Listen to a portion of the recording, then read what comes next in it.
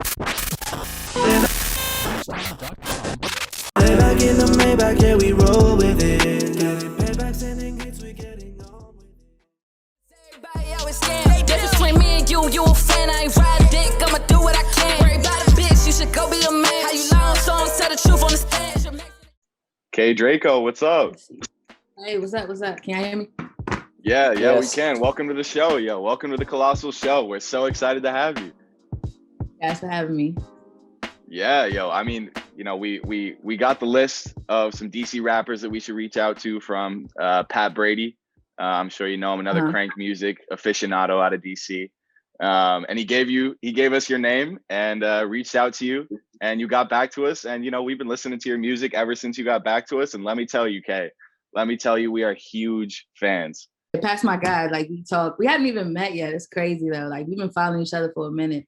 And I at his music. Like, I'm a fan of him. He's a fan of mine. So hopefully one day we get to link. So that's what's up that he put me on to you guys.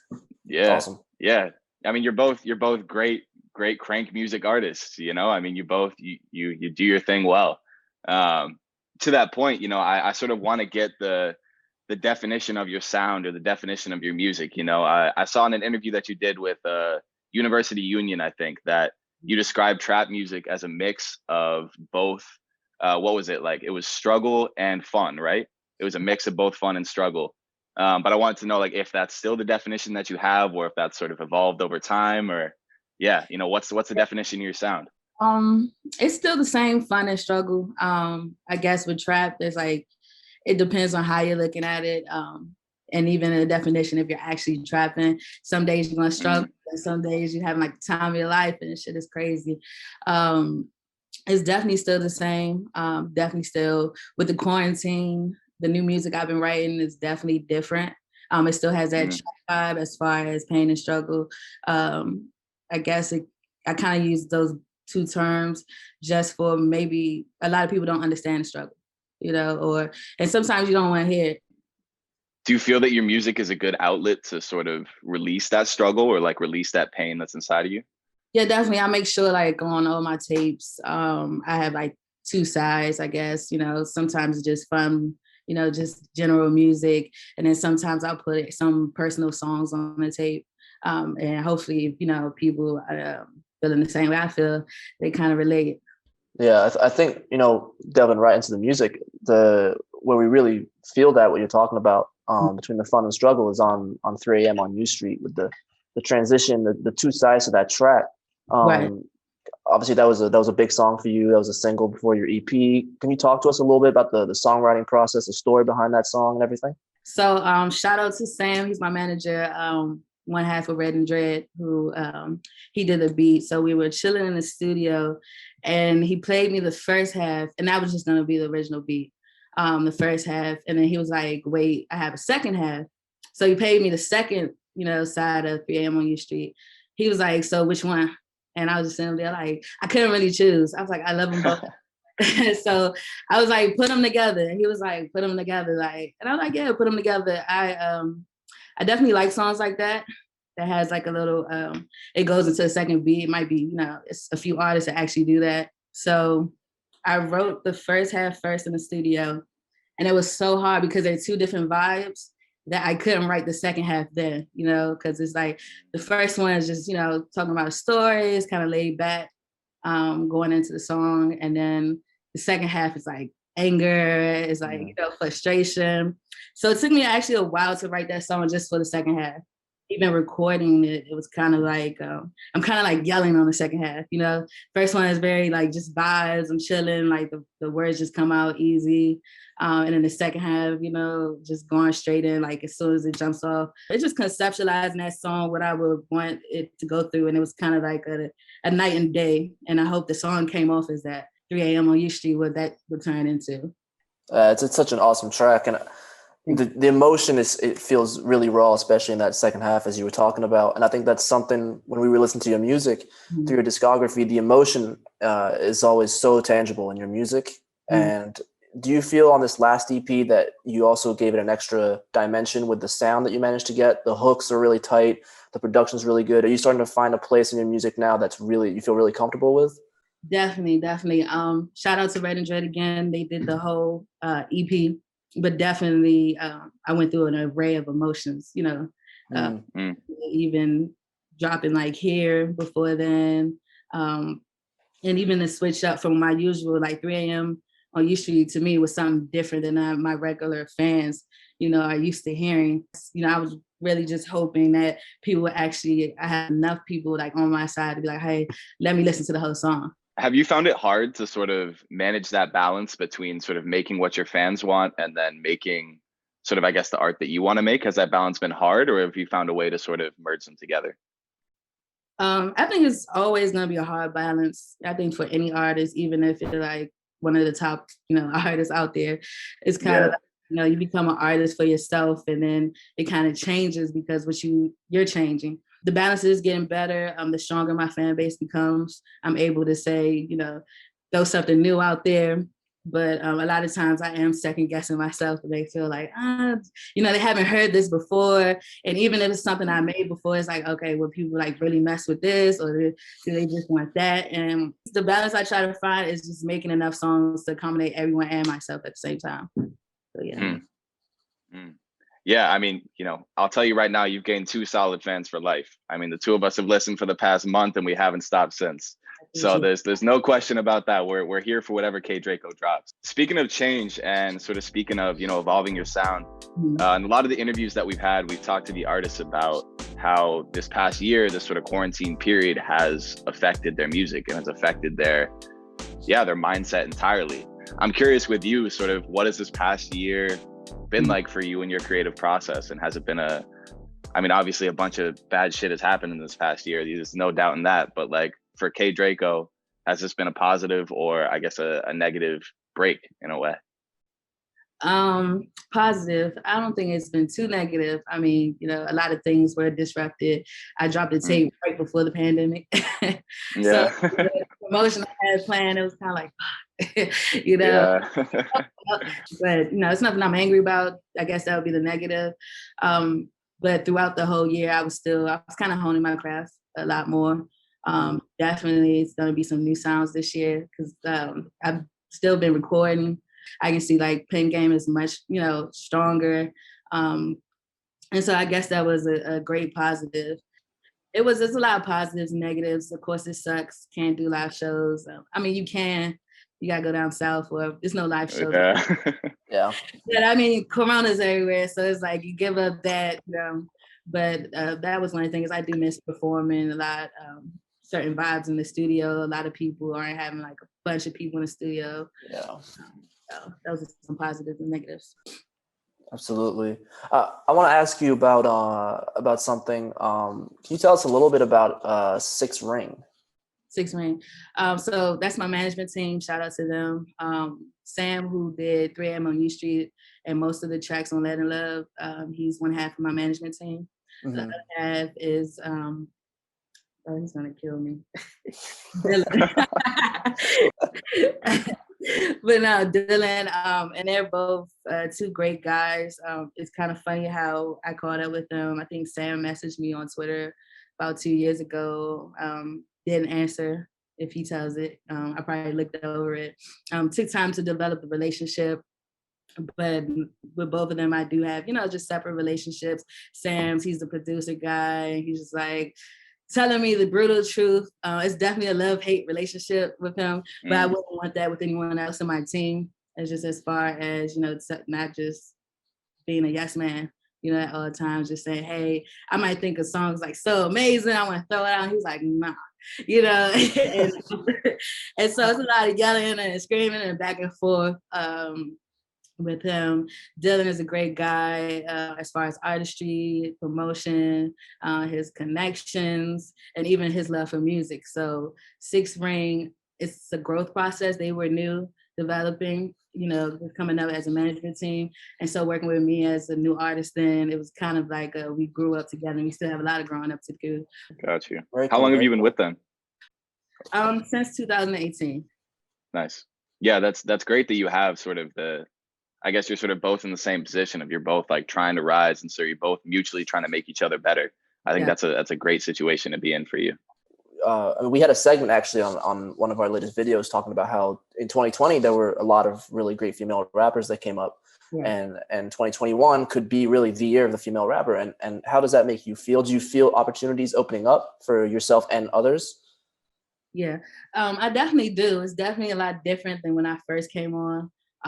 It was less female rappers, and then it was a certain style of female rapper that you had to be. But now it's like an array of different female rappers, you know. Yeah. Definitely what they talk about, you know, you got the conscious rap female rappers, and you have fun, goofy rap female rappers, and you have the overly sexualized, you know, I'm getting money, all, but it's different styles, you know, and different people are more accepting to the female rappers. So I think 2021 is definitely going to be a great year. It's not just Nicki Minaj and Cardi B, or just before that, it was just Nicki. Now it's so many other ones, and people are fans. And I think even for females and men, they're like, hey, they're not, I guess, ashamed or anything to say, hey, my favorite rapper is a female rapper. So do you have any, big aspirations? You can take this wherever you want. It can be working with Pat Brady on a song, or it can be working with Kanye. But if you had to pick one artist who you'd want to work with on your next song, who would it be? Biggest aspiration, I just want Kanye to like produce a tape for me. That's all I want. I don't even, because he's like Christian Kanye. I don't want that. I do want to be. That's probably like my biggest, aspiration. Definitely, I want to hit #1 Billboard. So that's another aspiration. Yeah. That's a big goal. Good one to have, though. I mean, set your goals high, and you'll reach them. Definitely. What are the goals or plans for this year? I mean, what can we expect out of KAE DRACO in 2021? Definitely soon. Next month, new visuals, a lot of new music. I think I'm gonna take away that focus with dropping full tapes, and just focus on dropping new visuals, singles, all more collaborations. So definitely I want to work with more artists. I want to work with female artists. I have never worked with a female artist. Really? Wow. I worked with my close friend, Day Down Back. I worked with her in my beginning stages. But as far as like doing serious music, especially want to work with new female artists. Just to address like some of your other music too, because this has been a great conversation. We like having you on here. KAE DRACO, your self-titled project. What was sort of the, I guess, the creative, like what was the making of that like? What was the meaning behind, I guess, naming it KAE DRACO? The names of the songs, like an idea of what that project means to you. It was very, and I was experimenting with everything.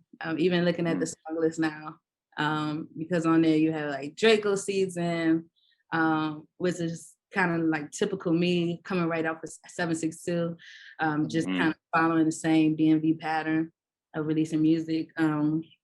I love the organ piano combo at the beginning of that song. It introduced the whole album very well.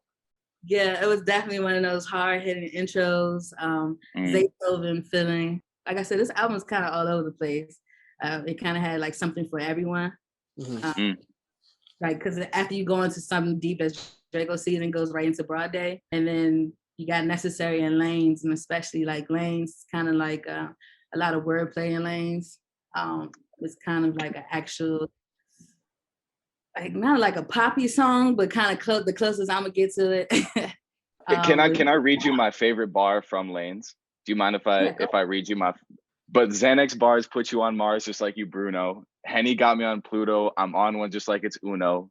Pockets on Sumo. Boss it like it's Hugo. Getting wasted in a 2-door. How I know all the hoes, Are you kidding me, yo? Like the wordplay is crazy. Lanes was crazy. Yeah. I think even for this tape, like it was around that time me and Six Ring started working together, and especially Sam. And he was coming to my sessions, and it's his beat actually. And so it was kind of like, damn, he fucks with me, and then he wants me to get on his beat. And I was like, hope I crush it. Like he wants to crush it, but it was different from me. Like if you listen to 762 and then you go into this, you can kind of see like the beginning of my artistry. And it was a different kind of beat. I wasn't used to getting on the beat. So I was like, damn, I hope he fucks with it once I did it. And it was kind of like the start of working on my pen game. Then you go to In the Way. In the Way was kind of more of a DMV type song. Like I said, it's kind of like me, shuffling around and trying to accommodate everyone, making sure everyone had something to listen to it. So like Good Drop and In the Way kind of are the same DMV. And then going to One More, Sam made that One More also. And One More is kind of crazy because it's short and it's kind of like heavy hitting in a way, as far as coming with the bars on that one. And then it's a different type of beat. Definitely, he said that to me. He's like, "Oh, the beat's crazy." I'm like, "This beat's trash." And I kind of just like, it was like a disgust writing it. And I was like, just throwing stuff together. But this definitely was like an experiment tape. And it was kind of like an introduction to me. That's why I self-titled it KAE DRACO. Awesome. Yeah, I mean, that's big credit to your versatility and your knowledge as an artist to be able to put, you got 7 songs on this album, but yet you're still catering to every single person that you're trying to get to listen to you. Like, big credit to your artistic ability to know what songs to put on there. Yeah, absolutely. Which one of your projects are you, I guess, most proud of, or like which one is your favorite in a way? I would say Let in Love and 762. I would say 762 because it's like my first baby. It's like, my completion, even though I kind of like threw shit together. It was like, wow, I completed it, And it's like, it's kind of in a mess. I had different songs. I was trying to just find myself like, as who is KAE DRACO? What exactly did I want to hear? So with the first one, and then Let in Love, I kind of had time to baby that EP in a way. I love Let in Love, and I think I kind of assumed that what you were gonna say, like the quality of the tape, like the individual quality of each track is super impressive, and it's a really nice, short and sweet listen. I think it's like a perfect EP. Like, I tried to put that out there. Like, I love that EP. It's so good. Thank you. You speak a lot on sort of, I guess, finding your sound and sort of how you are your worst critic, how, you might hear a beat one day, but then hear it the next and it's just not the same, or you write a verse one day and it's not the same the next. Do you think that you've found your sound? I mean, I know it's always an evolving process and you never really get to that exact spot, but do you feel that like you've gotten that sound that you've been working for, over these past 3-4 projects? Definitely. I think I found a sound in the sense that I could not have a set sound that ever makes sense. Like, it's just, I guess I came to grips with my versatility, that I can change how I flow on various beats. Like, it could be a trap beat, it could be a laid back beat. Just me understanding that, but also staying true on the signature things that I do. I definitely, because since the pandemic and these 3 tapes, found like a middle ground on my sound and kind of honed in. I was like, all right, if someone asks what is KAE DRACO, or they would know what to hear it. It's kind of like, oh, she's not just moving all over the place. It's just gonna stay in a set thing. Absolutely. All right, well, we'll end it off with one more question. Our favorite question that we love to ask all the people that we bring on here. Brings up a lot of good answers. What's been, your career? It's been going, I mean, on Spotify at least since 2018, but I'm sure, you've been making music for years now. Yeah. What's been your favorite moment throughout your entire musical career so far? Let's see. My favorite moment would be at Syracuse. Shout out to Syracuse University. And it was a show. It was like a townhouse. And it's a packed, small ass basement. It's sweaty. It's like, it might not have been 100 people, but to me, it felt like it was 100 people. It felt like it, yeah. Yeah, and the vibes down there, like, some people already had known the songs. Even the ones that didn't, they don't care. They were like, oh, we're dancing, we're fucking with it. I think that was like the craziest performance I've ever had. Just in there with them. And I was kind of like, in my head, I'm like, okay, I hope no crazy shit happens, because I don't know how we're all gonna go back up the basement steps. It's like, and I'm like rapping and I'm looking at the steps and I'm like, okay, it's hot as shit in here. Everyone's and I'm looking at them like I'm looking at Sam and Dylan. Shout out to Austin. He's the other half of Red and Dread. I'm looking at them like, so y'all want me to go in this little ass basement and just like how it all set. I was like, this is what she want me to do. And they're like, yeah, but just shout out to Syracuse. The vibes up there is great. I did a few performances that night. That was like a great experience. All right, Kay. Well, it was absolutely lovely having you on the Kolosal Show today. You're a lovely guest. We can't wait to see what you do this year in 2021. You've already done so much. We couldn't be more grateful for you coming on and for you making music. Yeah. Thank you. Thank you so much. And, absolutely. Yeah, thank you. For all the other times I could, meet up with you guys on here. So I'm glad we finally knocked it out. Hell yeah. Absolutely. Yeah. All right. Well, wishing you the best. Hope 21 treats you well. Y'all do the same. Keep pushing, okay? Appreciate it. Thank you. Yeah. We'll catch you.